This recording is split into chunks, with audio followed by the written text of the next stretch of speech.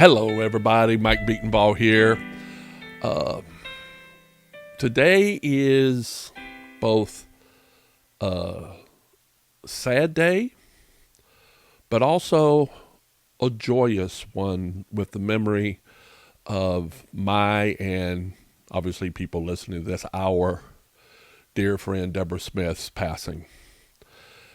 And I wanted to share this moment because we need to put into permanent form a record online of how absolutely vital this person was as a human being, as an intentional citizen, as someone who saw opportunity where no one else did.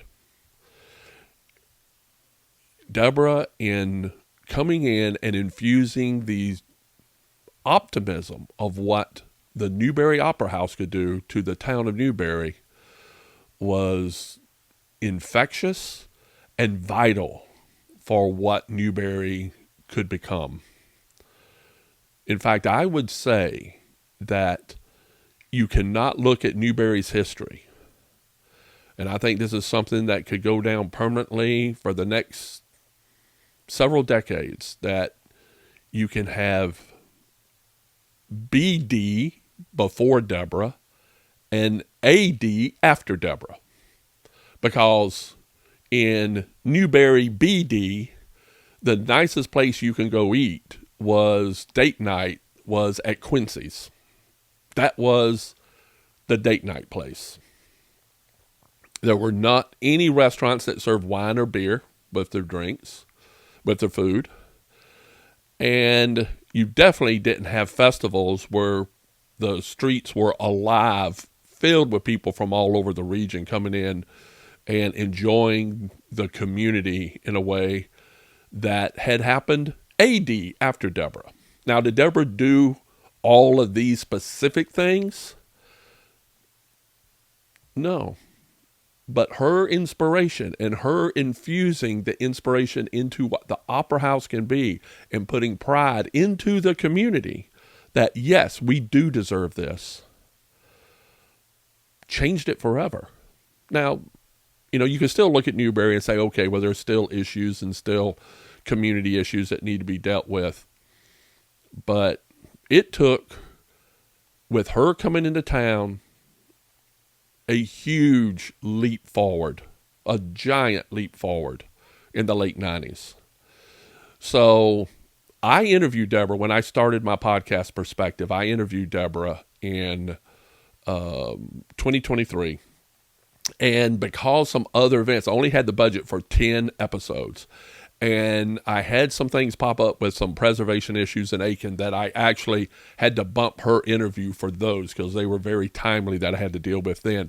And I never got around to publishing that video. I was looking forward to doing it, but it's just one of those things. Once it didn't happen, it's just sat in the file. Well, yesterday, today is the 13th, when I found out that Deborah had passed, I'm like, now's the time. So I am releasing now, and following this is an hour-and-a-half interview where I sat down with Deborah in the Prosperity Depot, and you will watch a conversation between friends, and Deborah will share some amazing stories of her life, of what got her to where she was, how did she end up in Newberry, and it's just a wonderful thing for those of us who loved her, admired her, to have the chance of visiting with her again and have for the permanent record, which I'm very proud of, that will be out on YouTube forever, a record of Deborah Smith having a conversation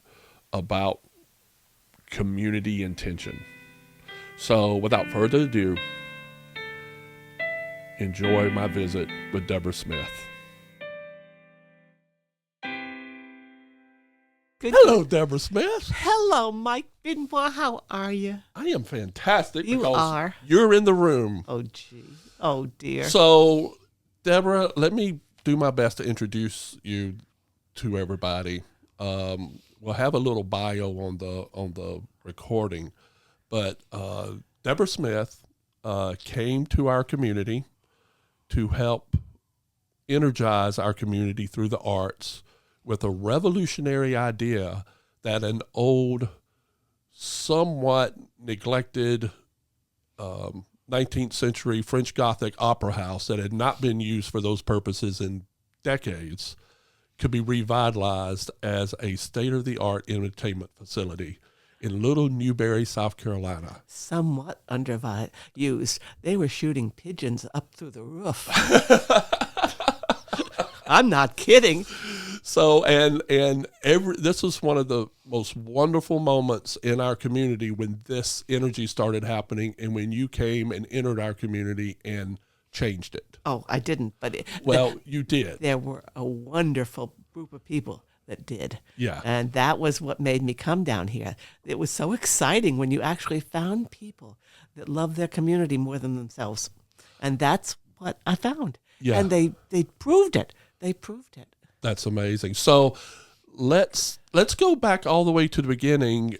Where are you from? What was the place that you came from? And how did you end up in your labyrinth of life down here in Newberry? Oh, I have had a labyrinth of life. Yes. I was born in New Haven, Connecticut. Uh-huh. And for a long time, I'm a really Yankee. I was not anymore, but studied, went to school there, went to school at UConn and at Yale, but not long story. But I didn't really go to Yale. My faculty person moved to Yale, and I had to go there with him. But my degree was from UConn, and then I took a junior year abroad in Alaska, and I lived in a little cabin 5 miles from the road with no water or no electricity and bears, and the outhouse was off that away. And now, was this your uncle's place? It was, Oh. and he was working still. Mm-hmm. So he said, oh, sure, I'm not going to give you the key because there isn't one, but here is where you can be. And so I said, oh, cool.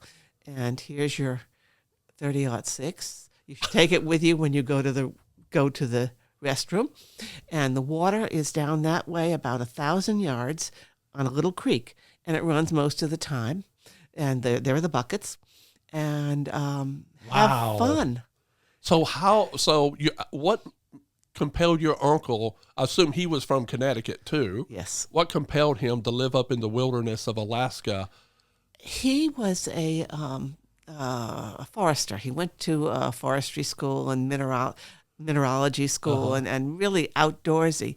And he went looking for his life. He went looking first in Montana. Sooner or later, he found Alaska, and he loved it. He just loved it. And we went up and visited. I've driven the Alcan, which is 6,000 miles from here to there. And The Alcan, what is that? A road that starts in Dawson Creek, Canada, and then winds its way up through the mountains, about 1,500 miles of dirt road. And Wow. I've driven it. Is that that's the Trans-Alaska Highway? Or It's a Trans-Alaska Highway, yes. And it's attached to the Trans-Canada Highway. And it is a beautiful road. But it's an adventure. When you get there, you have these windshield. You're on your windshield. You have where the windshield wipers go. And that's the only place that didn't have dirt. Because when I went up there the first time, it was just mud. And every single time a tractor trailer passed you, going either way, it just rained mud. Wow. There's a little village called Tok that is the first town you see when you get to Alaska. And they have more car washers than cars. Wow. But it was wonderful. And it was a perfect thing to do. And that was your just kind of getting away and just trying to figure out. It was trying to figure out what I wanted to do. And how long were you up there? I was up there a year. Well, Wow. 11 months. Yeah. It worked out that way. It wasn't intentional to be less than a year. And I actually looked at a job there, but decided, no, I wanted to come back. I had more work to do back here in schools. And I went And to... when was that? a long time ago. I'm not good with years. Yeah, we both are that way today. Yeah. But it was a fabulous year. I met wonderful wonderful. people, and they're still my friends. And I just think of Alaska as a second home. Well, I knew it was your uncle because we've talked about that before. Right. He has now since passed away. Yes. Is it more developed up there around where he is, where his house is? Kidding? Yeah, it's still the same. It's the only house for 5 miles, and you walk up the hills behind, and you look at the Copper Valley. You probably heard of the Copper River because Copper River salmon come from there. Right. And you look off at a valley, the Copper Valley, and he can point out the 5 or 6 houses. Wow. And it's a 200-mile view. Oh, my word. Yeah. Isn't that cool? That's amazing. But you got to walk up some. You got to climb the mountain. And he to was get there by himself? Oh, completely, yeah. He never married? Or It's tough to find a lady that really wants that kind of a life forever. I bet he had a great library to read. Oh, when he passed on, my brother and I went up because we knew this was something we couldn't. I mean, his cabin was 3 or 4 stories, if you're wanting to count the basement. He built it all by hand. He had a library. He had a music room with a piano that he pulled up partially by buckboard and partially by snow machine. He had 5 or 6 boats, canoes, and ice boats, and a kitchen, 5 wood stoves because he had to heat the place. That used up a lot of wood. That was what my challenge was, chopping wood, because I hadn't done that before. But everybody knew it, and all his friends came up and chopped wood for me. but at any rate, his cabin. Well, is it probably beautiful. helped that you're probably the only female in 100 square miles, so everybody wanted to come. Well, we'll help. It doesn't hurt a bit. The ratio is about 5 to 1. Yeah, I bet.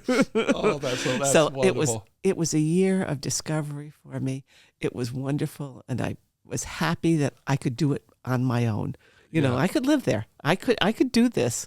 And now I have been on hunts. I've been on grizzly bear hunts. I've been on moose hunts. I am not really a hunter, and I really didn't want to shoot it, but I packed stuff in and packed stuff out, and done all that kind of stuff, and walked about 15 miles up a glacial stream, got a touch of frostbite, and then set up camp. I mean, that's the kind of adventures that we had. Wonderful. I've been down the Delta River, the Tack River, the Friendly Taz, because it's such a nasty river to go on. And so I've done riverboats, God, Avon rafts. what an amazing place to find yourself. Oh, though. it's incredible. I mean, incredible. it's like God's gift of a place. Just look, here is nature, and absolutely beautiful. Is the place still there? The place is wonderful. Well, actually, my brother and I, because it was a house, it was much more than a cabin. He had a couple of other cabins around, which we still have. I still have a cabin in Alaska. Oh, yeah. But not that one. We sold that to a next door neighbor who really wanted it. Fred would bring up the 5th grade class or the 6th grade class of the local school whenever they graduated. Oh, wait, you said next door neighbor. He was out on the road. As I said, it was 5.5 miles from the nearest road. And on that road were the Harveys. They had a house. Gotcha. And next door neighbor is a little bit weird up there, but at any rate, A couple miles away. 5.5 plus another 15 down the road. But he bought it. Wow, that's wonderful. We went up and took the art and the books. That was what we wanted. And we brought them all back. In fact, we brought so many back that we had to ship it.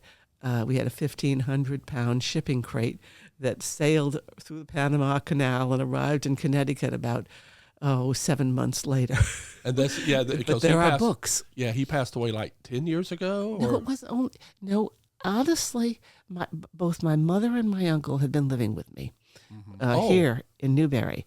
They both gradually moved.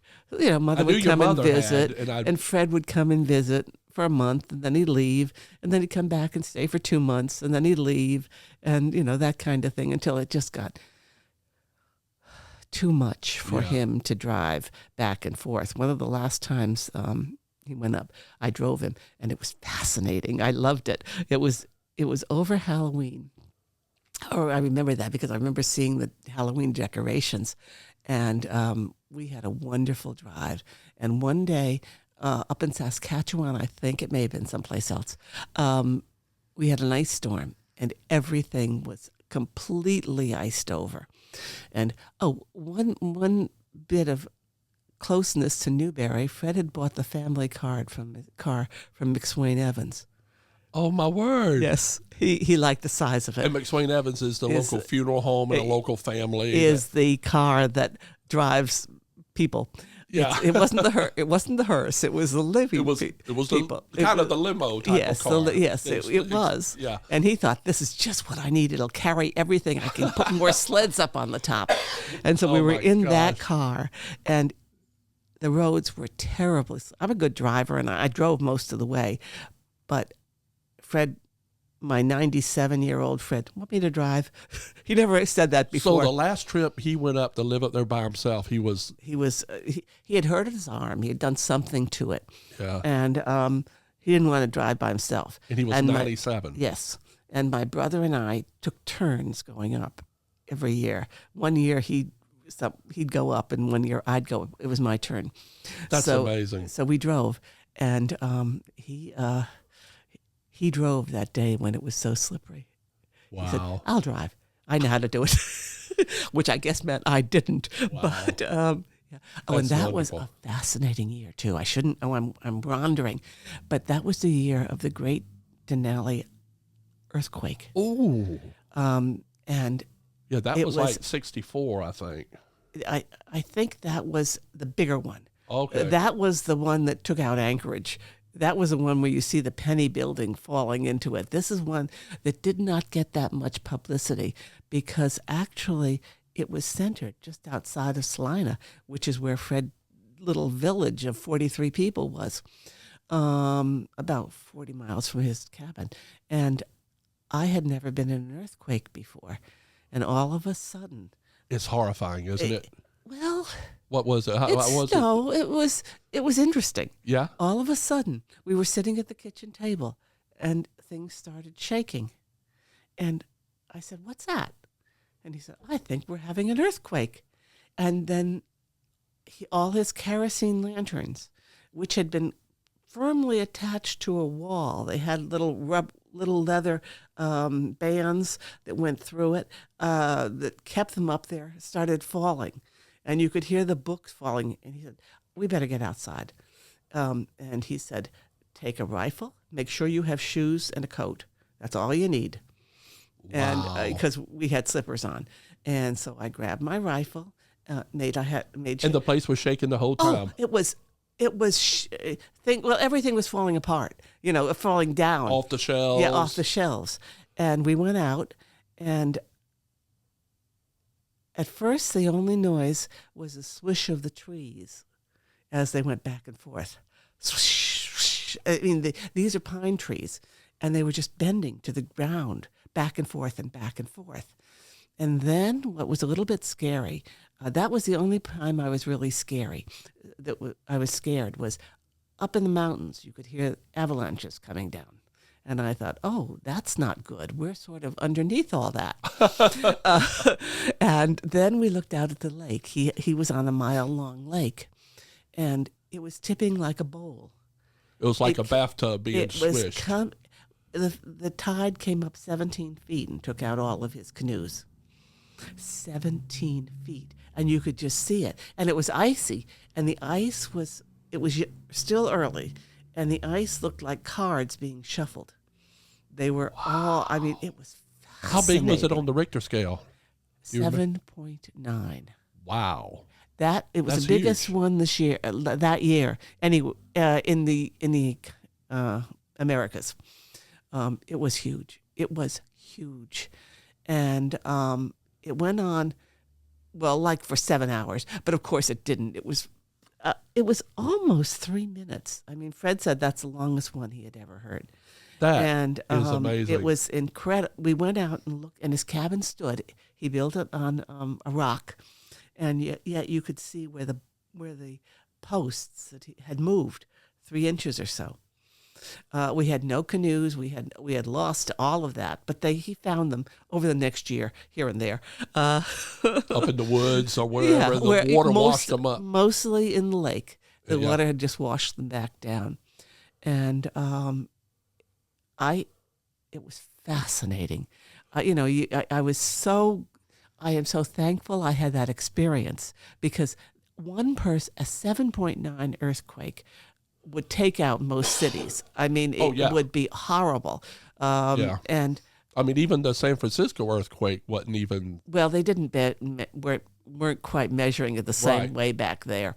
But still, I mean, the ones in Syria recently and in Turkey were not anywhere near that level. Yeah, because for every 0.1, it's 10 times higher than the previous, which is a weird way to measure. 7.9, you're talking major. Yeah. And we went in and started picking things up, but the aftershocks were in the 6s.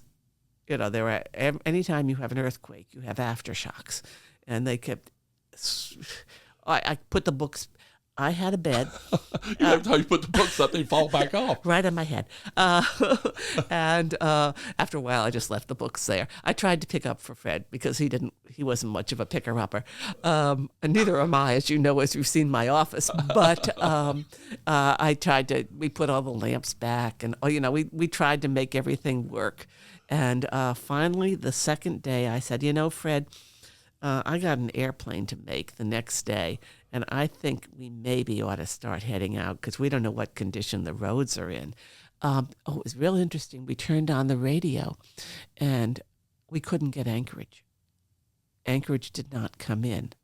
You couldn't get shortwave? No, it was a regular AM/FM. Oh, wow. He could get radio up there, and we couldn't get Glen Allen, which was the closest town. That was only 90 miles away, and that was a pretty good-sized town that maybe had 800 or 900 people, and a radio station, and a hospital, which was a good thing. But 90 miles away. Yeah, but we tried to. We got Douglas, Georgia. I'm not kidding.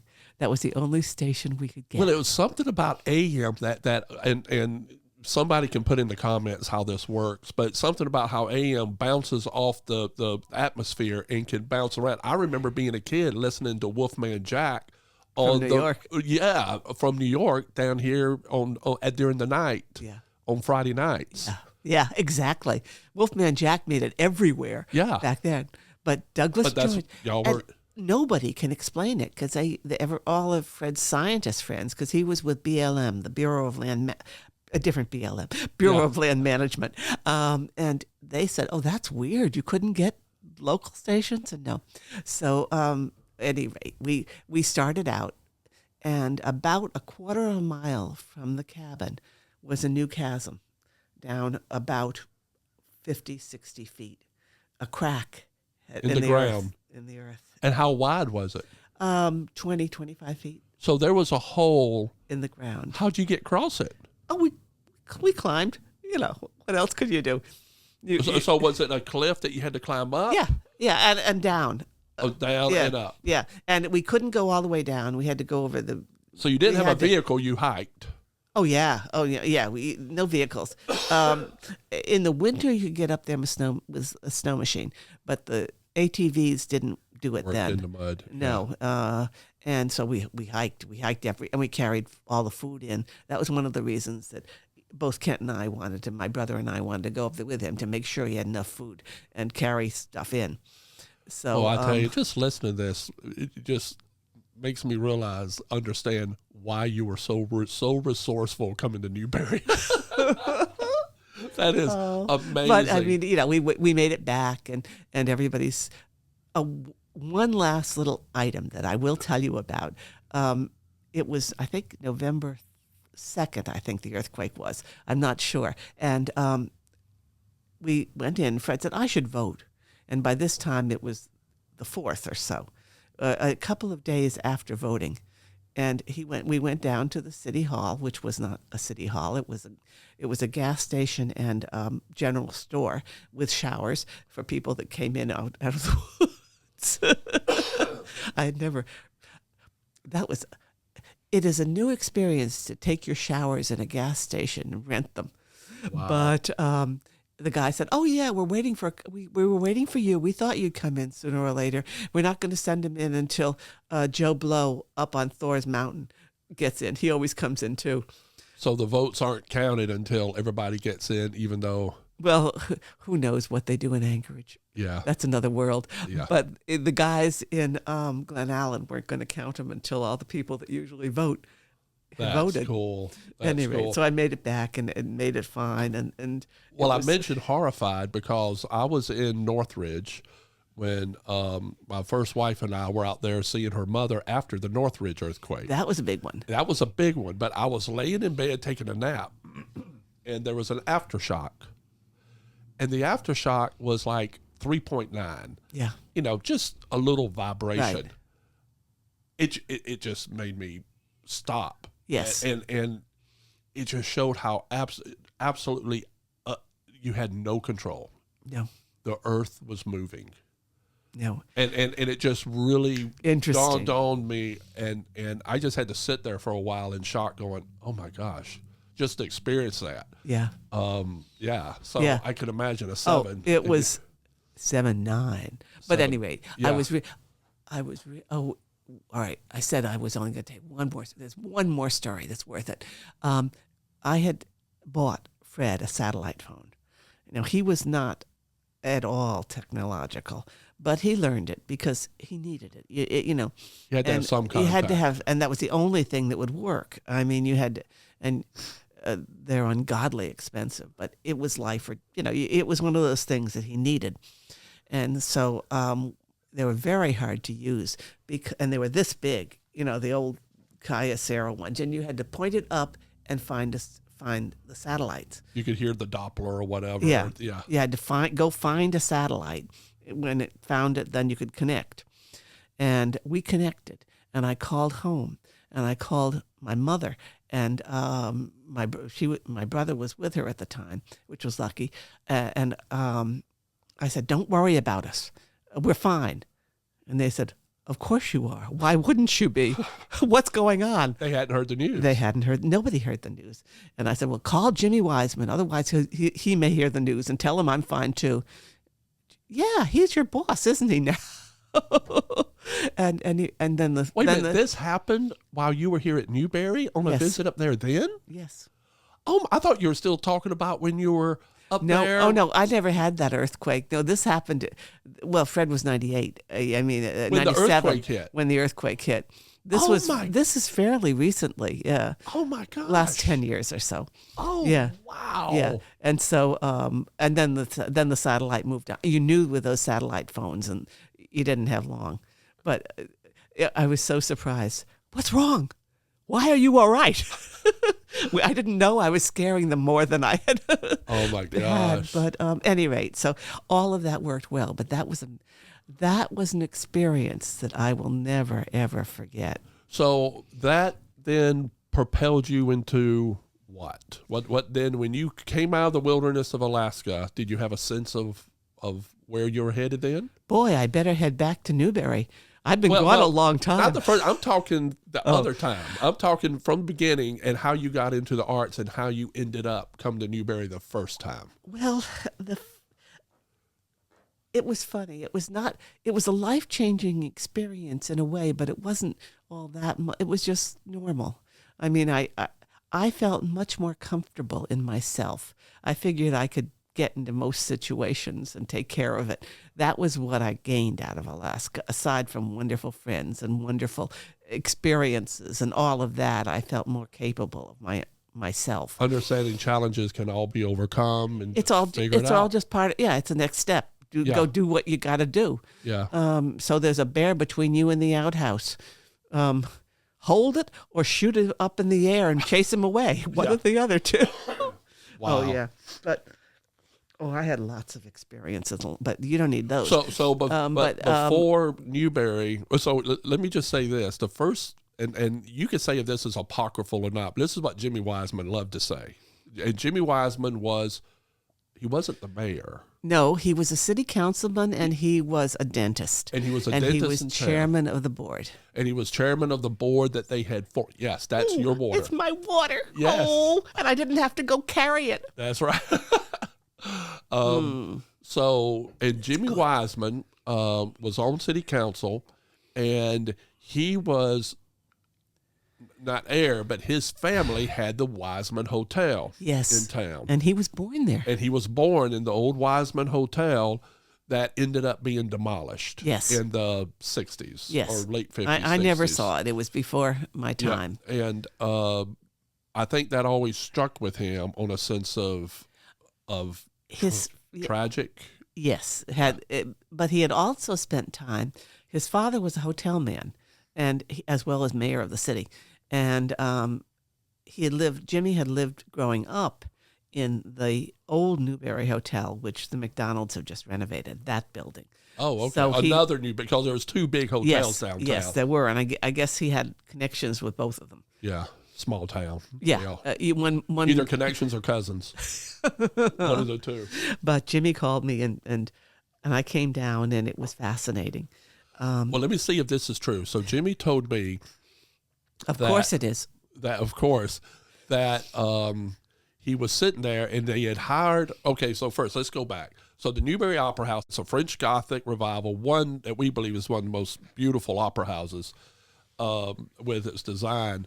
And it had been used at City Hall. It was a theater and a vaudeville stage and a theater upstairs that had been shut down and empty. Leadership in Newberry between Jimmy and Newberry Federal. Yes. Newberry Federal sold the city their building, and when they moved out to the crossroads, the Route 76. Yeah, out onto the bypass. Onto the bypass. And gave the city ability to move out of the opera house to renovate it. And Jimmy had a dream to renovate this opera house. Yes.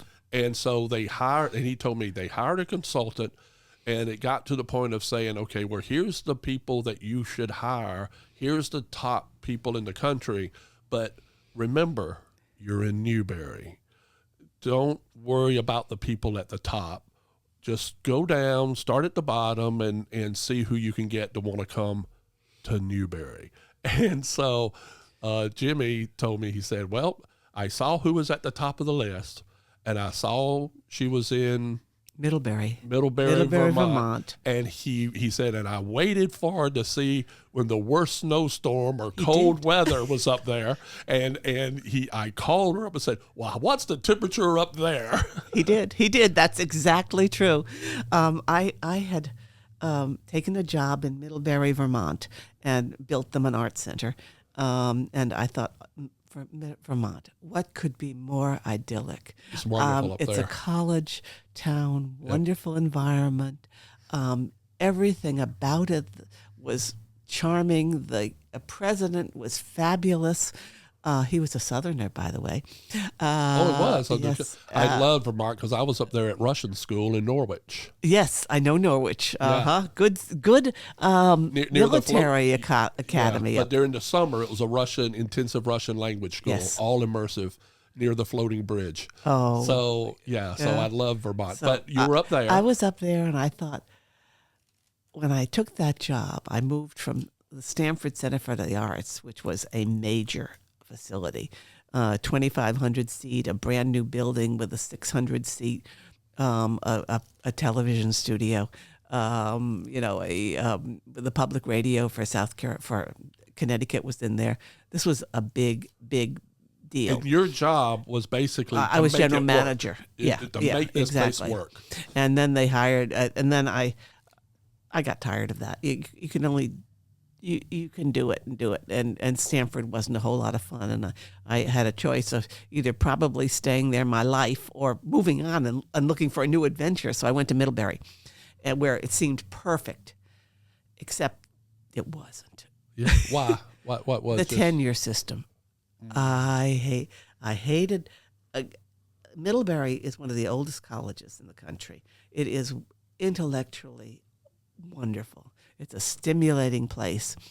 But I became such a non-fan of the tenure system. When people don't have to push themselves, you have to push to get the tenure, but when they just can sit back and they're tenured and nothing happens, it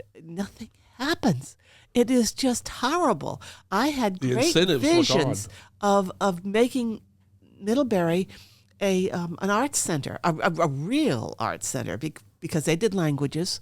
They did everything well. How big was the house? How many seats did it hold? Well, it was a major complex. I had an art gallery. I had a theater space which held 600. I had a concert space that held 300. A music library, all that kind of stuff. It was a big deal, and I had a little bird by Botello that I picked out in front, and it sat there, and it was wonderful. If you have ever seen Botello, his little birds are big, heavy, massive. We made a big deal when it came up. I had publicity all the way as I had to take down telephone wires while my bird flew up to Middlebury. That was one of the most fun. But is it still up there? Oh yeah. Okay, yeah. good. But I was unhappy. Yeah. How long were you there? I built the building. I was up there 3 years, and because it took me that long to build the building, and then we opened it, and it was grand and glorious, and I thought, oh, this is going to be so much fun. And then within a year, I decided it wasn't. And Jimmy called, and I hadn't even been looking. I just decided it wasn't good, and I thought, no way. And I said no, and then I kept thinking about it, and he called back, and called back several times. And Catherine O'Shea, remember her? Yes. She called. She was persistent. And finally, I agreed to come down and look. And what impressed me so much were the people. South Carolina has this incredible core of people that say, this is what we want to do. Let's do it. And I believe them. They meant it. These were people that wanted an opera house working. They wanted their town changed. They wanted it changed for the better. I talked to Earl Bedenbaugh, my uncle, who was probably the largest Republican donor in the state, and to Tommy Johnson, the largest Democratic donor in the state, who together said, okay, let's go up and talk to our senators. We'll get you a plane. The two of them worked perfectly together. And they were very different men, completely different men. But they both wanted the same thing. They wanted their wonderful. town. I didn't realize they that. They wanted their community to grow. So let me just give a sense of Newberry for me as a local person growing up here. Newberry's downtown was subject to like most southern downtowns were by the 70s and 80s. Oh. Everything had moved to the bypass. 80% of the buildings were empty pretty much. On the square, there was this opera house there. There were no real restaurants. The nicest restaurant that we went to was a Quincy's. Everybody remember the steakhouse Quincy's? Yes. That was a nice, no place to go and get a glass of wine. No. Nothing. We wanted to do a donor party, and I said, okay, what restaurant can we get to cater? And Jimmy and whoever was sitting across from him looked at each other. He said, I'm going to get my wife too. Yeah. There were loan establishments and there were hairdressers, and that was all. After I had been there about 6 months, the police came and said they were going to use my office to surveil a floating crap game across the street at night, and that if I would leave early, they'd appreciate it. Wow. So, and just to remind everybody that's not familiar with Newberry, it was a town of 10,000 people? Yeah, a little bit less then. A little bit less then. Yeah. And but you really highlight the sense of the leadership and the buy-in. The thing that with me and Preservation South Carolina going all over the state, you could really go into a town and see if and it wasn't like it was everybody, but it was a core group of people who were willing to band together and elevate the goals. It talks about leadership. Yeah.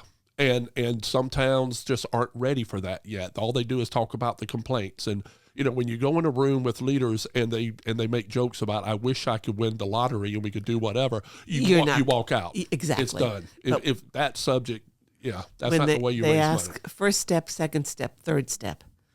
That's the kind of thing you think, this is pretty amazing. These are professional people. Yeah. I did not. Middlebury was wonderful. There was a very good president, but the rest of it was didn't want to go anywhere. And when I had been in Stanford was fascinating. There was a guy named Frank Rich, not the New York reviewer, but his name was Frank Rich. He had changed it from Riccio when he moved over from Italy the last generation prior. And he had a construction company in Connecticut, which has all sorts of implications. Oh, yeah. And probably true. But he decided to renovate Stanford. Stanford at one point had been called the armpit of Connecticut. It was right off by Greenwich, which was the high income, old money. Mm-hmm. And I mean, they shipped their homeless to Stanford in the evening by bus and just dropped them off. I mean, Stanford was dangerous, and Frank had built first a big mall that was very popular and very successful, but had only one entry from ground level. You had to drive it. It was just purely drivable. He had no intention of serving the Stanford people. Right. But at any rate, this guy wanted Stanford changed. And in the same way Jimmy Wiseman did. Wanted Newberry changed. Yes. He wanted Stanford changed. And we built an art center for him.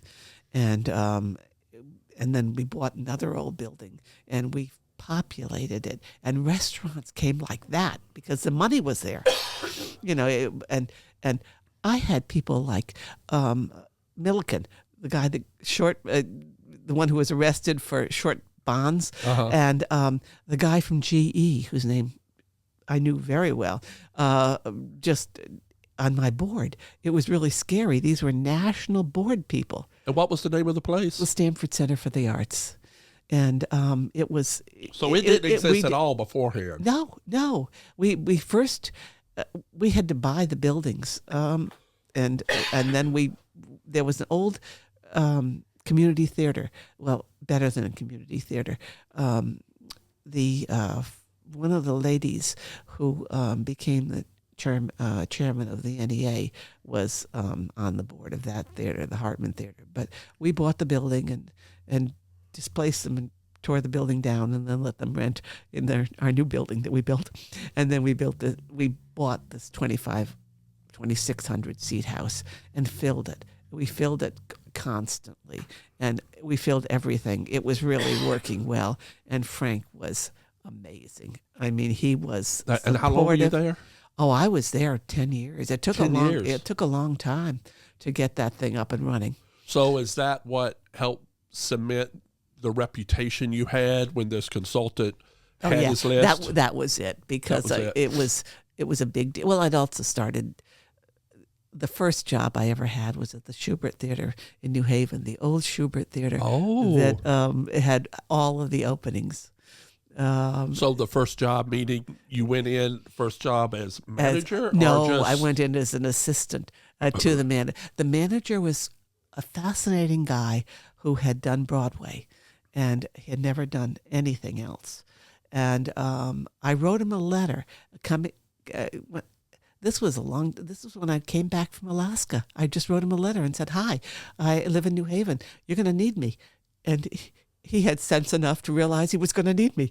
And where was this? This was in New Haven, the old Schubert in New Haven. And that was fascinating. This guy had no limits in his thought, many limits in his ability to carry out those thoughts. But, I mean, he wanted to rent the Queen Mary and put it in New Haven Harbor for the opening because there weren't enough hotels in New Haven.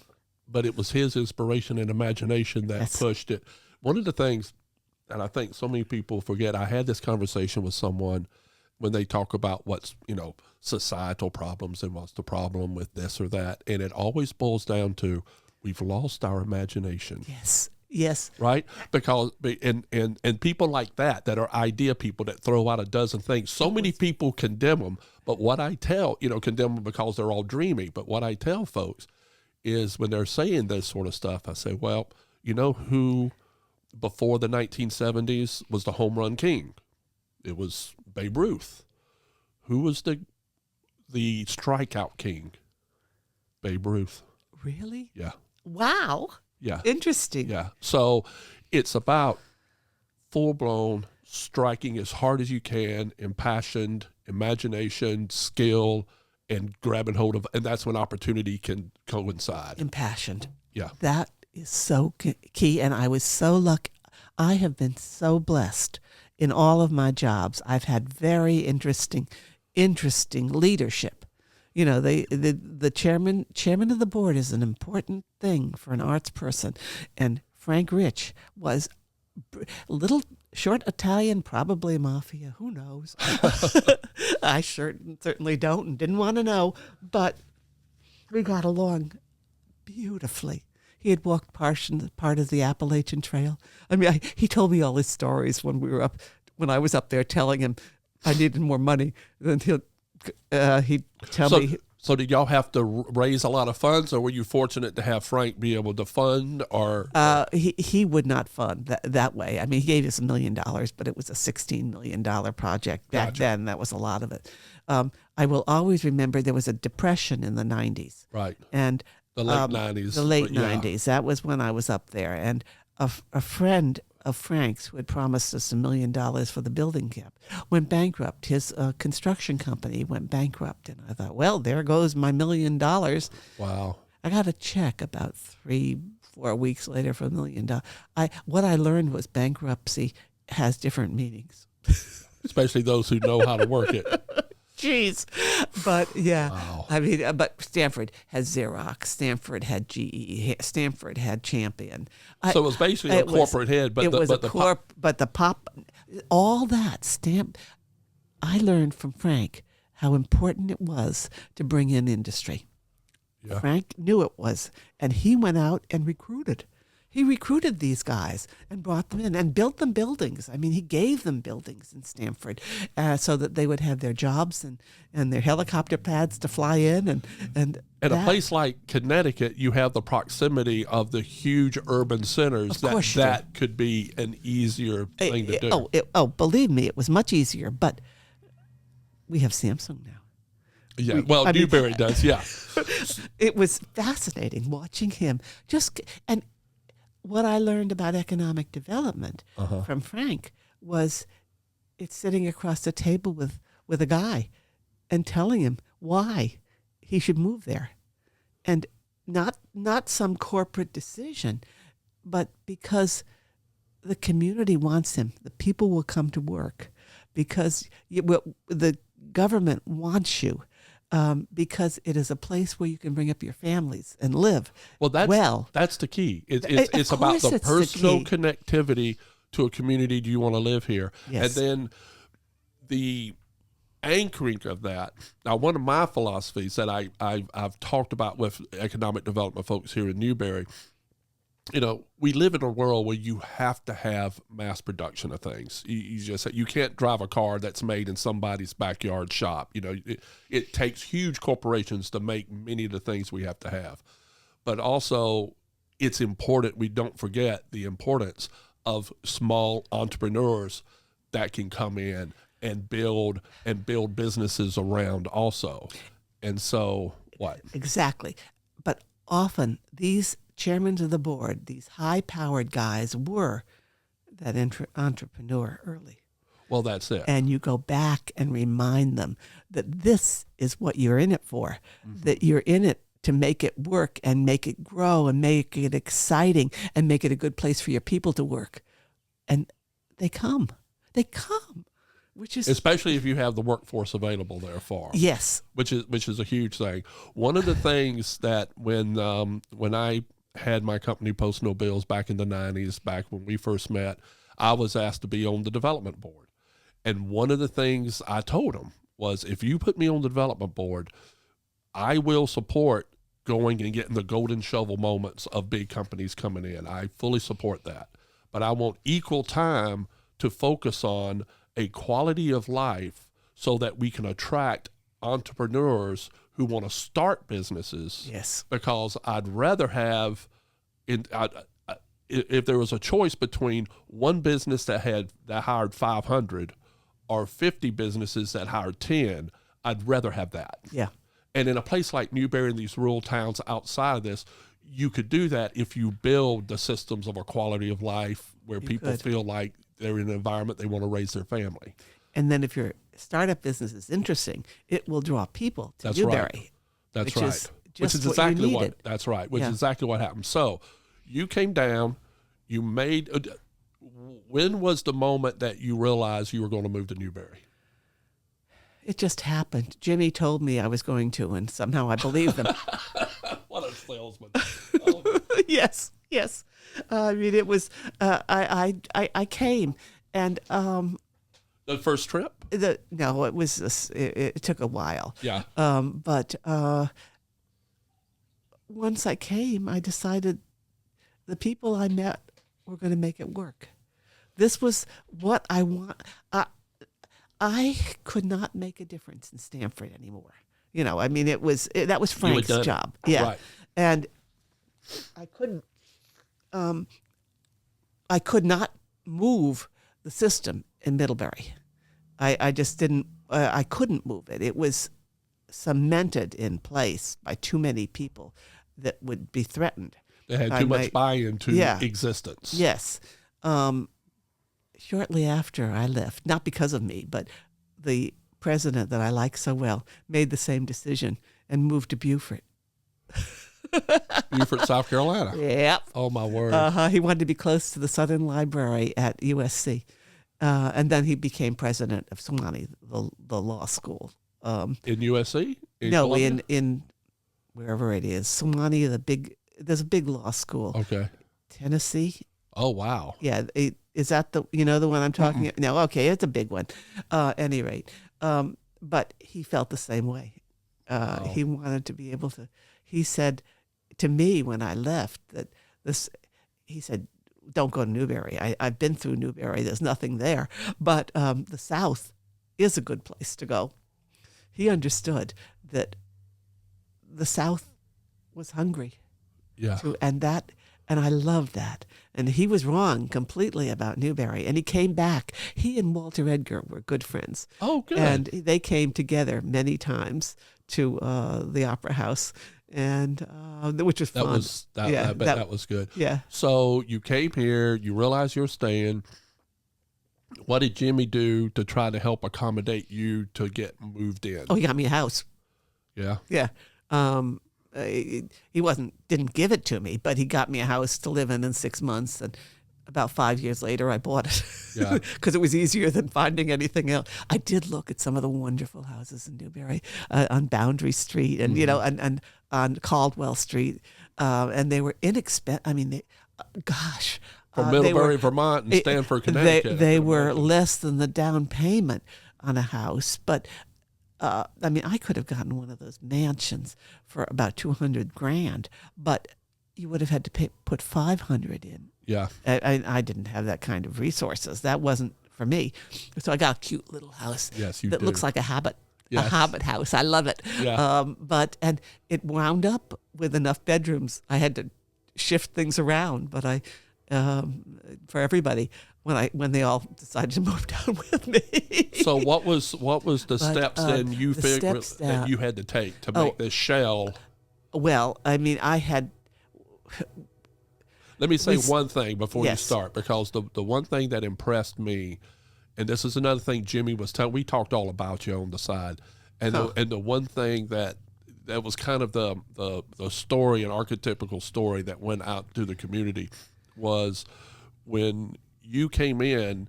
I think people nearby, we have a wonderful little town called Abbeville that had an opera house that was restored, and it's really, really a great community theater. Anybody in Abbeville should go to it. But that was kind of what people were thinking in Newberry they wanted to do, was kind of a local, the analogy of a hotel is perfect. Instead of a big grand hotel, a bed and breakfast. Well, that is kind of like a nice community little theater with volunteers and somebody.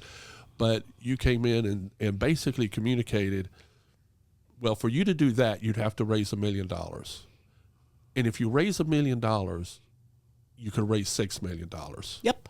And if you raise $6 million, you could build a place that the best artists will want to come to. In the world will come to. Right, because you want to build a place that they want to be in. I would not have come to build Abbeville. And that's not criticizing. Abbeville's wonderful, but that wasn't what I was there for. Because to that do. was already there. That niche is there, and people come all over to see that. And But also, what else different could we have? They didn't come. I mean, you need people coming from Charlotte. We looked, one of the first things we did was we looked at how much money we could raise. Mm-hmm. And we figured, we could raise $6 million. And they gulped. But and then we looked at market base, and we do an hour and a half, which included Charlotte with a little bit of a push. But I mean, we said if we're going to succeed, we have to get those people coming, because they'll be the ones that want to see the arts that we're going to bring. We went. So you had the authority, the moral and professional authority, to be able to sit in the room with Jimmy and Tommy Johnson, and all these guys. Tom Pope, Mr. Tom Pope, yeah, and sit with all of them and say that, and they go a little wide-eyed and go, "Yes, ma'am." Oh, well, Mr. Pope didn't go, "Yes, ma'am," but he was a little wide-eyed, and nodded a little bit, yeah. Well, they hired me. That's my job, so they better do what I tell them. Yeah. That's a good director. That's no, but I mean, I wanted to do what they wanted. I was there because of what they wanted, and you knew how to get what they wanted. And you had to push more than they could see, and I had to just delineate their imagination. Yeah, I mean, it was their imagination. It was their will. I mean, that's what. No place else, I don't think, other than Newbury or in various places in the South, could we have done what we did.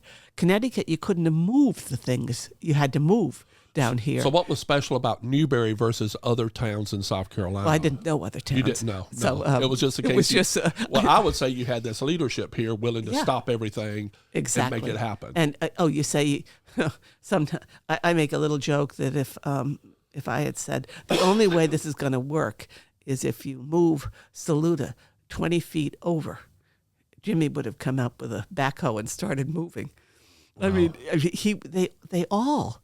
I mean, the first gift we got, one of the first major gift was $250,000 from Newbury Federal. I mean, and there was Newbury Federal who moved their headquarters and gave the city of Newbury a new town hall so they could move out of it. Exactly. And it was Newbury Federal. One of the best training practices we did was when we put in that tax district, because we had to prove what was going to happen. So tell me about the tax district. What does that mean? It was something that I think it was Sumter. That guy that was on Fred Delk. Had done. Yes. Yeah. And what it did was kept the taxes exactly the same in a certain area. And as it grew, deposited the growth into an account that would then be used to pay off a bond. That was incremental tax base. Incremental tax base. And we had...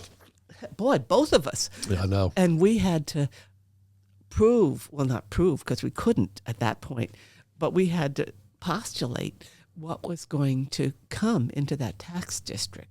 And we postulated 2 hotels, 3 restaurants, because there were none there. There were none. And stores. We postulated growth. Yeah. And they looked at that and they said, "Do you think you can do this?" And we said, "Sure." Yeah, we can do this. Show me the money. Well, I mean, the first people, Jimmy said, what kind of a hotel do we want? And I said, I don't know. Good one, a good one. We got to get a good one. So Jim said, how about Hilton? I'll go find them. I think they play golf with one of my people. So he went off and one of his patients. So he's a dentist. So. Well, he is a big golfer and plays golf in various places, Ponte Verde, all over the big. He doesn't do tournaments, but he did. He likes nice courses. Yeah. And so we got an appointment with Hilton. Wow. And they came down. And of course, we wined them and dined them with his wife Sally's food, because that was all we had at the moment. And we took them to the Opera House, and they were interested, which honestly made me very happy and blew me away. Yeah. But they said, this is not Hilton. This is a Hampton Inn. And we will put a Hampton Inn in. We got somebody out of Columbia, Mr. Desai, who is putting in 3 or 4 new Hampton Inns. We'll suggest that he put it in here. And he came, and we got along fine. I quoted some Sanskrit poetry to him, and he said, "What?" And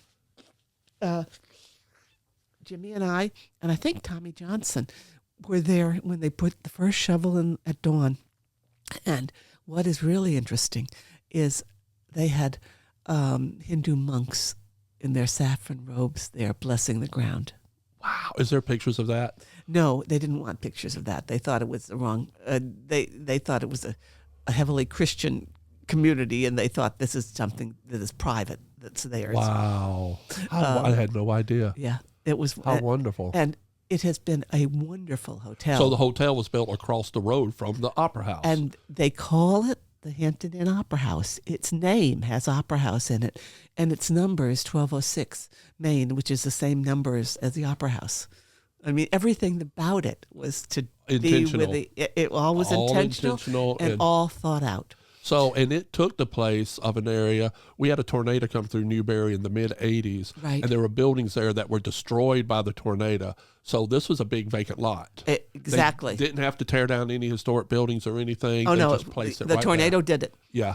And Kendall Griffith had saved a couple of kids with it by putting them under the staircase. Remember that story? Oh, yeah. I mean, this tornado came through in Newberry. I was in the Navy. Had watch on the deck. We were at pier in Norfolk, and it came across the radio. A devastating tornado has destroyed downtown Newberry, South Carolina, and it just broke my heart. Luckily, it didn't destroy everything. It didn't destroy everything, but it did some things. And the Griffin Dance School was on that corner in a building, and all the kids got up against this one wall, and that one wall is the only wall that stood. Yes. And everything else collapsed. Yes. Yeah. Unfortunately, we lost Epting. 2 people, I think. In a garage. Epting's auto service, Chris Epting, who I went to school with. Yeah. So but out of all of that vacant place there, put in the Hampton, it was perfect to put that in. And all they have to do is walk across the street. It held our artists. It held the guests. That all of them came for the Opera House. I mean, they were filled up to capacity every time there was a show. Well, it came in after the Opera House opened, though, didn't it? It was being built. It was being built, yes. Because when we did Seven Nations, it wasn't open yet. No, for the first year I had to put people up at the what's Equality Inn now on Route 76. Right, on and 76. I had trouble there. Yeah. So as the Opera House was building up, and we're sitting there with, again, no restaurant. Quincy's is the nicest restaurant. And then Mr. Stephen W. Stephen W. Tell us about that story. And one other Newberry Federal provided the funding for the Hilton. For the Hampton. For the Hampton. Yeah. Provided the loan funding. The loan funding. Wow. Yeah. That's wonderful. Over and over again, if you look into the development of Newberry, you will find Newberry Federal had done that. So that is the importance of community bank. Absolutely. Run by community people who have the intention for the community at heart. Yes. And not another corporate, just big mega bank that is looking at somebody else's bottom line. And then all the time we were starting, they were fabulous. I mean, they gave us so much money. And then what I like to add, this isn't something everybody likes, but they then sold their bank, and they all made money. Yeah. I mean, it is the right. You're It's doing the the right right investment. thing. It's the right investment, and it pays off. Yeah. Which is what better ending for a story? And it's not an ending; it just continues on. It continues But on. So you and Jimmy were walking around town. Had Newberry Opera House started working on? Y'all had some press, and then all of a sudden, Stephen W. had come. He used to be the head chef at Garibaldi's Yes. in Columbia, yes, which is one of my old favorite places in 5 Points. And he shows up in Newberry. What was he doing? he was looking. Jimmy. Oh, I tell you, the board had a tough time in the early days. It was their job to go to all the best restaurants in Charleston and in Columbia and see who we could steal. Wow. And we did. Star came for So Cabana. y'all got Star. No, Star showed up. Star just showed up. She had read about us. Star at that point had a friend who was a Medal of Honor winner, and we had some connections with the Medal of Honor Museum up in Spartanburg, and that was what made her come down. So this is 2 restaurants that opened up within a year of all of this happening. Absolutely. And Star, Cabana Cafe. Cabana Cafe that opened up, and Stephen W. has opened up all within a couple months of each other, didn't they? They did, and it was before we were open. Right. And I would swear that the board of the Opera House went to Stevens once a week. Yeah. I mean, if you look, it was all the Opera House board eating there because we told them it was their job to. Yeah. Well, it was incredible to be able to go then to downtown Newberry, and the thrill of that time period. That was 97 when things were opening up and all these places were opening up. It's hard to imagine how thrilling it was for me being a local guy to be able to walk into downtown Newberry and to have a place as good as Stars, as good as Cabana. Delamaters opened up, was another one. Right. It had the best she crab soup in any place, even in Charleston. It had the best she crab soup in the state. And I think Star's prime rib was the best anywhere. But I think Steve could compete anywhere. Yeah. I think he was of that level that New York, it didn't matter. He could compete in that restaurant was as good as you will find in anywhere. Yeah, yeah. And one of the things that you have to do when you're booking an opera house is you got to make friends with the agents. Right. And I always invited them down to Newberry because their livelihood depended on how happy their performer was. Because you wanted a place that performers wanted to be. Exactly.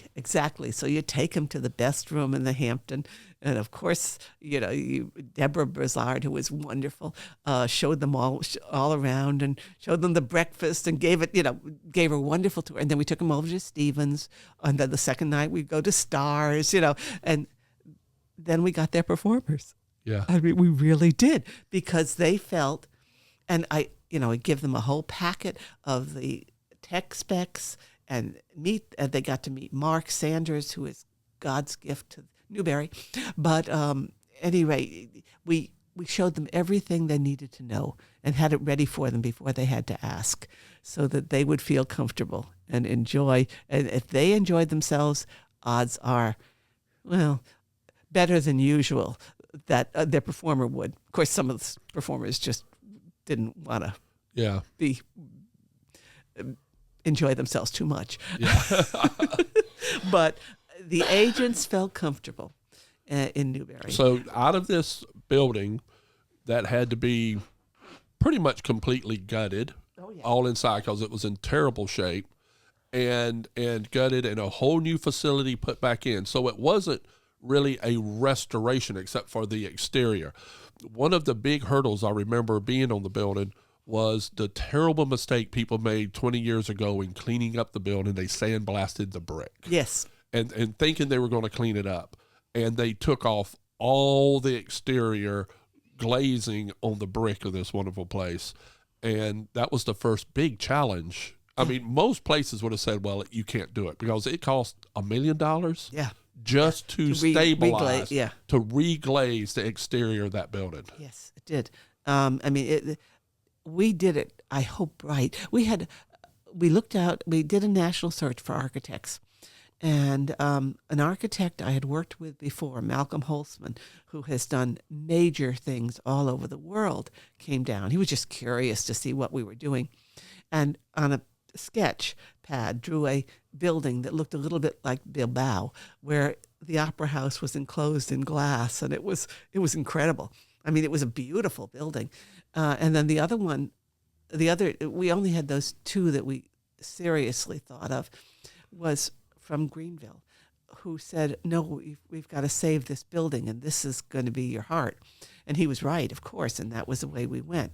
The building itself was going to be the pull, not the building as it was going to be the pull, not a new building that would have been something completely different that would have pulled people from the world in to look at it, but then they would have left. That we needed something that would work. The traditions of place. Yes. And that's what I did with preservation. I mean, that's why it's so important to keep the place. And this was the place that Newberians knew. And if you're going to build a base, you have to start with your home. And you had to make the people in Newbury love it. And that was critical. So some of the people, we have to go back a little bit why we had the Opera House, because you go in many towns in South Carolina, Darlington and some others, where their old Victorian-era opera houses were torn down. Yes. Because when movie theaters started, because most of them were vaudeville stages, then movie theaters, then in the 50s, they couldn't sustain movies anymore. They were empty. They were torn down in the 60s and 70s. Ours was getting ready to be torn down, I think, in the 50s. I had heard that. Yeah. And the ladies. It was the ladies that did it. And back then, the grand dames of the community basically told their economic development husbands, you will not touch this place. Mm-hmm. And they convinced them then it was going to be gone. And they convinced them to put City Hall and keep City Hall in it. Yes, that's exactly right. What saved it. And the other part of it, too, was we didn't have the money to tear it down. Yeah, but it was the ladies that saved it. Yeah. And they loved it.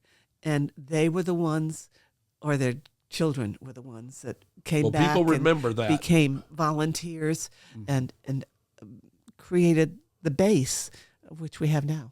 Well, that story resonated when as the Opera House was being rebuilt, that story was constantly retold. Yes. Because it really honored the sacrifice those people made, as many people thought they were dreamers and short-sighted and what is the purpose of this? And it really shows the difference between long-term thinking, planning, faith in your own place versus short-term trend that we're still fighting with. It shows what Newbury is very, very good at, loving Newbury. Yeah. And people do. People really do love this town, and are proud of it. Yeah. They're proud. They were proud of it before the opera. They are proud of it now, and even if they didn't come to the performances very much, they understand. They understand. They are ambassadors anyway. And that's what we call them. So when you put in the Opera House, you put in a full facility. Oh, absolutely. Lights, as good as anywhere in the country. Anywhere in the country. And then you had an addition built that was equal to stage, so rehearsals and everything. Right. We had thought maybe we'll have it could be a rehearsal hall. It could be a small performance space. It could be anything. But mostly we use it for rehearsal halls. Unfortunately, you had room to the right where you could add it. Yes, thank heavens. And did an amazing job, because you had to go by Secretary of Interior standards on redoing it, probably, because then you had to have, like, the addition did not destroy except for an opening. Exactly. It's just a building right next to the building with a little gap. Yes. That's insulated. And it took some doing. Yeah. Actually, it even took Strom Thurmond. Well, there we go. But I mean, that's no big. I have found in any job I worked at, senators become your best friends. Yeah. I mean, you do. Running an art center is a political job as well. Yeah. Very much so. It's a lot of jobs. Did you have any frustrating political pushback on any of this? Heck no. That's what you're saying. You just got to work at it. Yeah. Is the end result. I mean, nothing comes. No, I mean, you didn't go up and say, "Hi, can can you please fix this? Or, hi, can you get me a rural development grant for $500,000? They always say no, but by the fifth or sixth time, they say yes because they're tired of you. Yeah. And plus, you had a lot of people. Oh, you know, yeah. People like my Uncle Earl that was Exactly. tied into the Republican Exactly. Party and Strom Thurmond. Yeah, yeah. I mean, he was an appointee of Strom Thurmond. Yeah. The South Carolina has had some incredible representation in the past. I don't mean that negatively now, but Right. Strom Thurmond was incredible. About bringing resources into the state. At his age, he had such a sterling staff. I mean, I only met him. He was in his 90s when I then. met him. Yeah. And he himself wasn't but that strong. Well, I'm sure he was strong, but he was getting older. But his staff was wonderful. And Fritz Hollings was wonderful. Was here then too. And Petsy Hollings was his wife, and Petsy came down with Fritz. Fritz came many times. Every time he was nearby, he wanted to see the progress. And Petsy wrote a personal letter to everyone that gave over $10,000. Wow. A personal letter from the wife of the U.S. Senator. That was a pretty wonderful thing to do. I think the biggest lesson that comes out of this, and this is something why it resonates so much with me, because it's the same philosophy I have. Of course it is. Yeah. You know, when is one, faith in your own ability, and faith in, if you do loving intention in a forward, loving way, intentional way, it attracts resources to it. It's absolutely amazing. And when I talk to folks about economic development, when I used to go to towns, and they, well, we just don't have money. I said, well, well, the thing is, money is an amazing thing. It will flow where value is. Yes. So you first have to create a value. Yes. And you could create it out of thin air. Of course you can. And all it takes is imagination, Yes, professionalism, let them merge together, and knowledge of what might work, but who would have thought of multi-million-dollar entertainment facility would have worked in Newberry? You would have.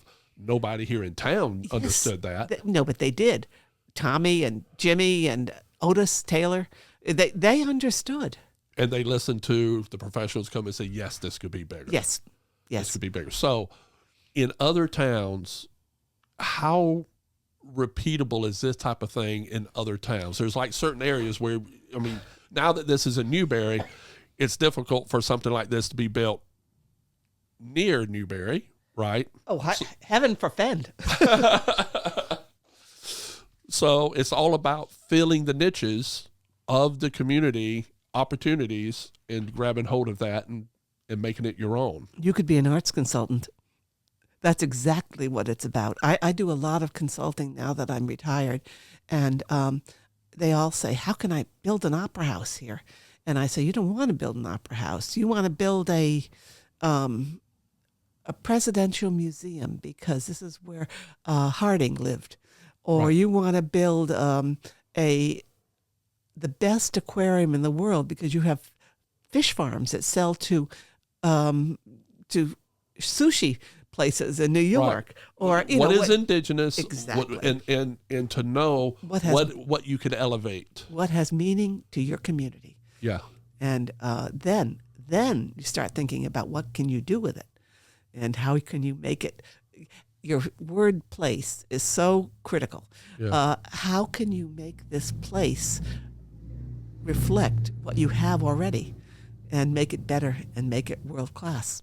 Wow. And then you start marketing. Yeah. I'm a big favorite. I mean, when I first got here, I thought, oh, good Lord, what am I going to do for marketing? Who am I going to help? Who am I going to get? And you showed up with Post-O Bills, which was straight out of New York. It was wonderful. And then my designer, Kirby, out of Blair, of all places, designed Broadway posters. Wow. He had done a lot of Broadway posters for one particular Broadway producer. And he was completely world class. Yeah. You know, I'm very proud of our brochures. I thought they were lovely, and he designed all of them. Isn't that amazing how yeah. resources pop up and you don't even know? When you need- It's incredible. So I will always remember the first time when, I was involved with everything that was going on and supporting, and it was just so wonderful. Oh, you were very involved. And then that's when I started managing Seven Nations. Yes. And I never forget sitting there going, let's see, because the Opera House hadn't opened yet. And the first season, yes, we were looking to see if we can get Seven Nations come in. And you and I went down to ETV and we pitched yes, to ETV. And so they did the whole ETV program there at the Opera House. Oh, yeah. I mean, we pitched to everybody. Yeah. One of the things that you learn when you do something like this is all of the best intentions, all of the best leadership, all of the money. You've got to talk about it. Yeah. You've got to make it possible for the people who are out there to know what's going on. You've got to make them a part of it. And coming up, one of the things, you kind of brought it up, South Carolina's primary brings the world to South Carolina. And we always made it a point to get whatever. We never got a debate, but we always got speeches because we promised every candidate that if you don't need to worry about the Opera House. You rent the Opera House. We've got perfect places. We've got wires. We can plug in your truck. We can plug in your sound, anything you want. But we also can fill your space. If you don't have enough people cheering you, we'll get them in. My volunteers will come. They had nothing to do. Cheer you tonight and then XYZ tomorrow. To me. But they know that's their job. It was amazing. And, we had that year. I forget. It was Bush, I think. But Gingrich came. Bush came. Was it a debate or just speaking? It was just speaking. But it didn't matter because the press corps followed them. Right. And so we had John King, Stephanopoulos, David Broder from the Wall Street Journal, New York Times folks, all of those folks. They had nothing to do for hours at end except listen to me.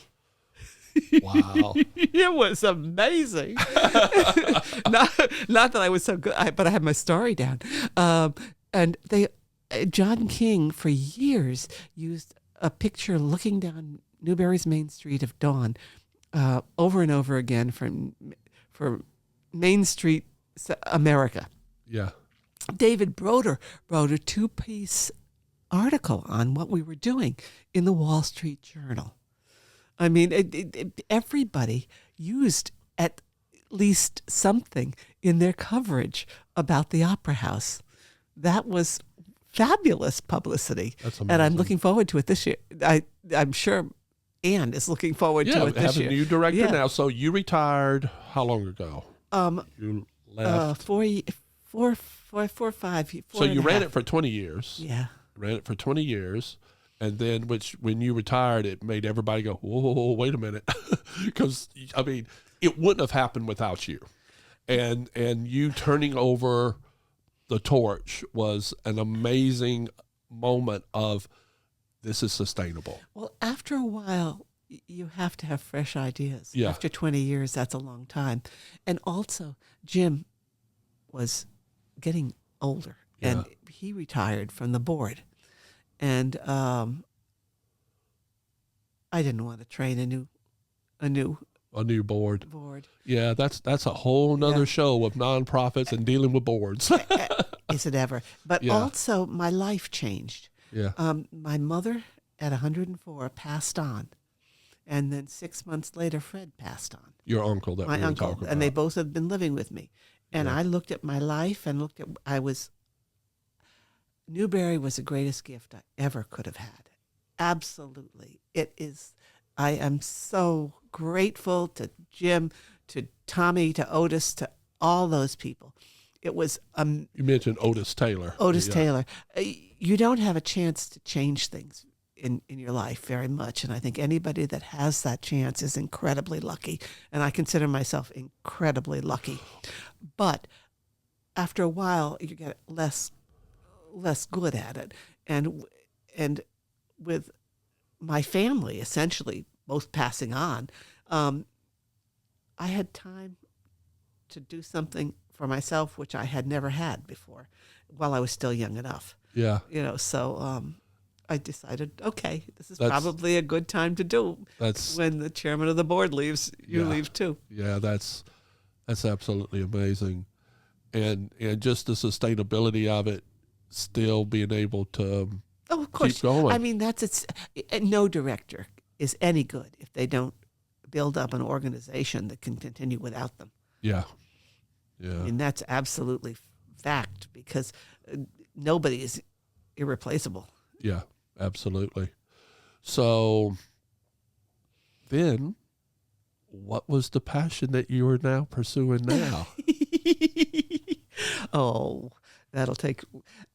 Just hint at it. We got a little bit of time. All right. We got about 20 minutes. What I studied was Indo-European philology back in school. Philology. The history of languages. Which is why I happen to be able to quote Sanskrit to the guy.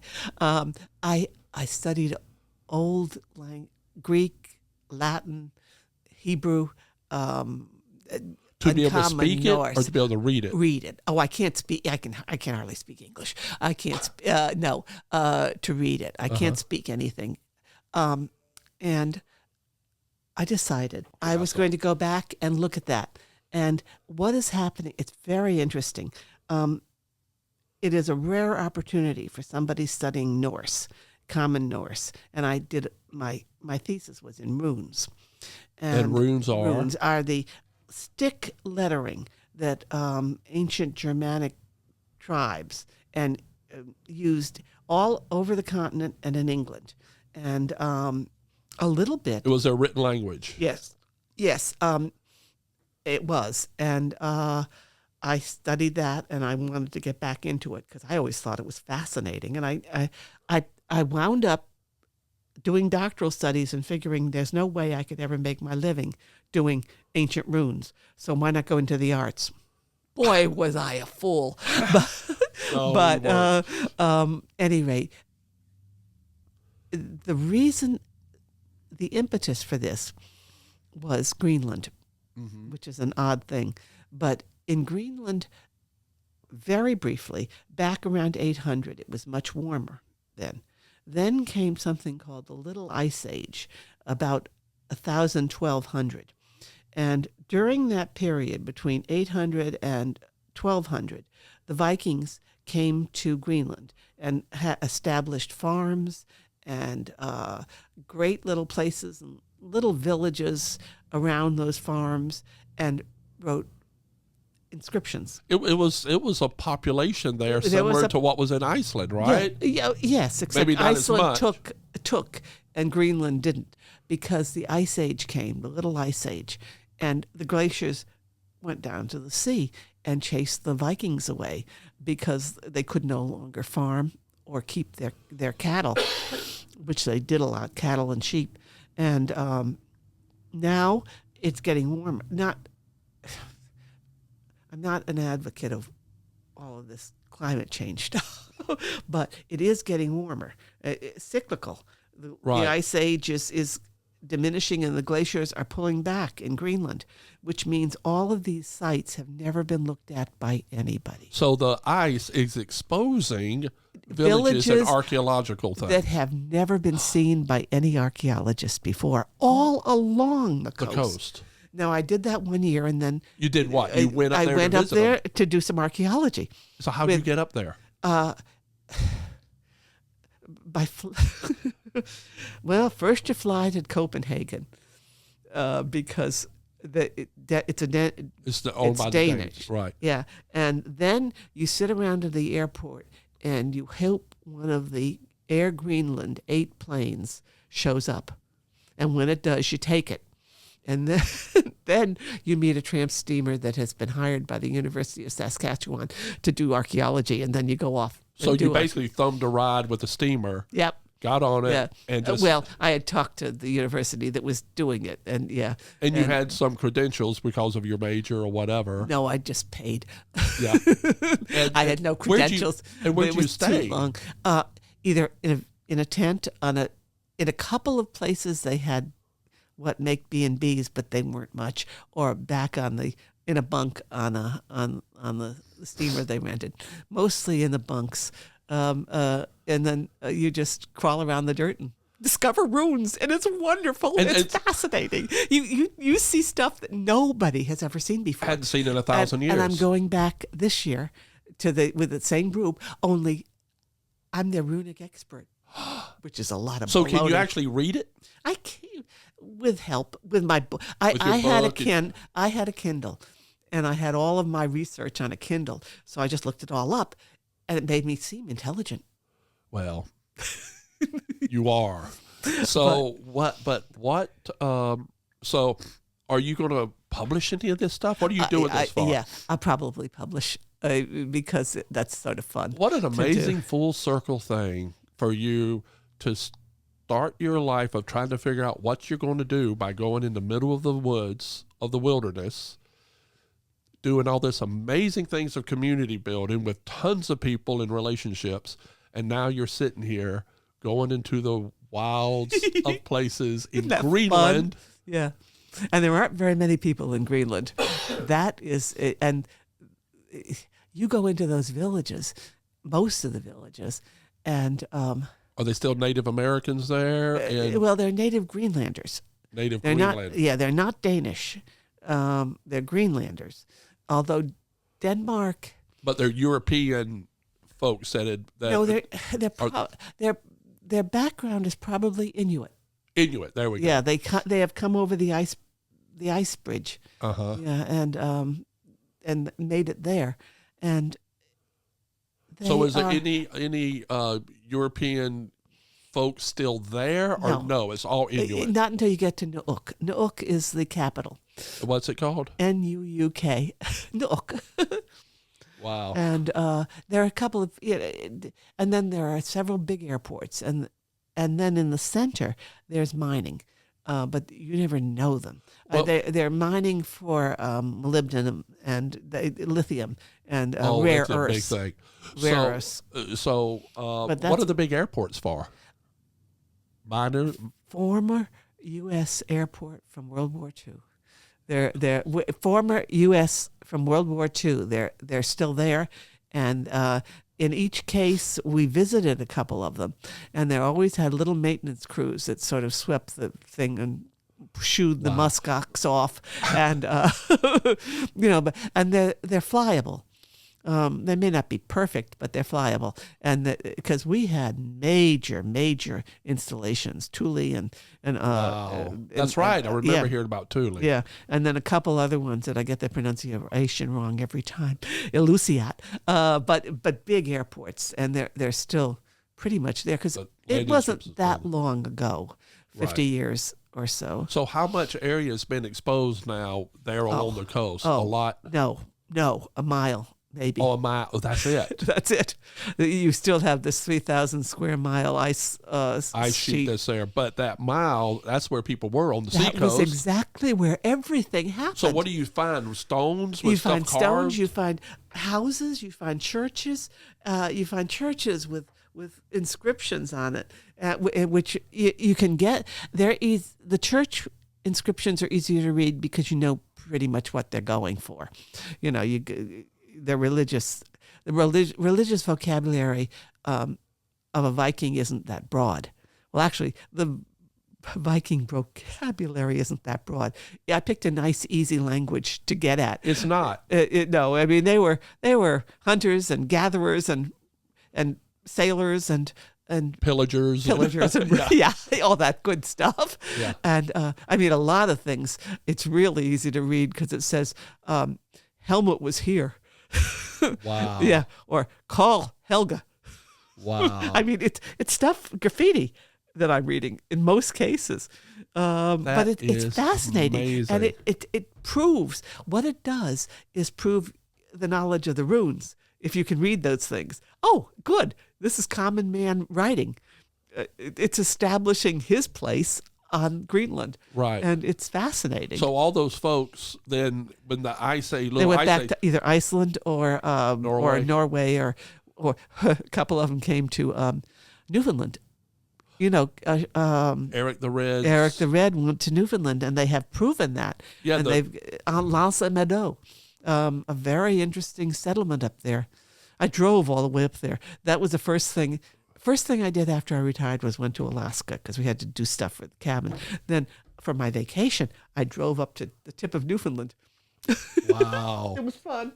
It was wonderful. It was wonderful. I wound up being there for their iceberg festival. And there were I had no idea. Icebergs everywhere. The size of, bigger than the Lusitania.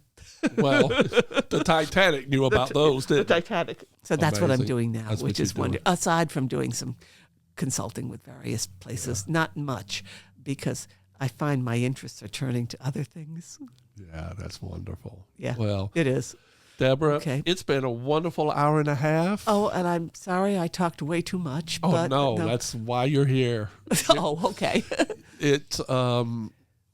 Thank you so much for coming to our community. I tell you, one of the bad raps that people in the South get, and many folks come down here and say, well, I'm a Yankee and they don't like me very much. But you showed how people can move into a community and be so accepted and embraced by a community. I have been so lucky. You're not lucky. Yes, I am lucky. Well, you're not lucky because you were able to do it through your intention, your loving embrace of the people here. You loved them, you respected them, and people accepted you for that. Oh, they did. I got to admit, when I first came down, I thought, what am I, a little Yankee girl going to this good old boy town? The good old boys were adorable. Yeah.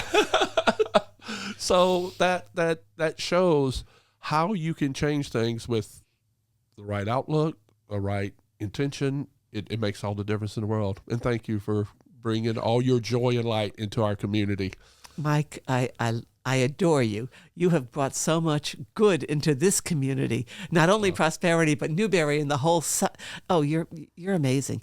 And I have enjoyed working on so many levels and so many places with you. Thank you. Well, we have more things to do, don't we? Okay. All right. Thank you, Deborah. And place, purpose, preservation. Take care. You too. Thank you.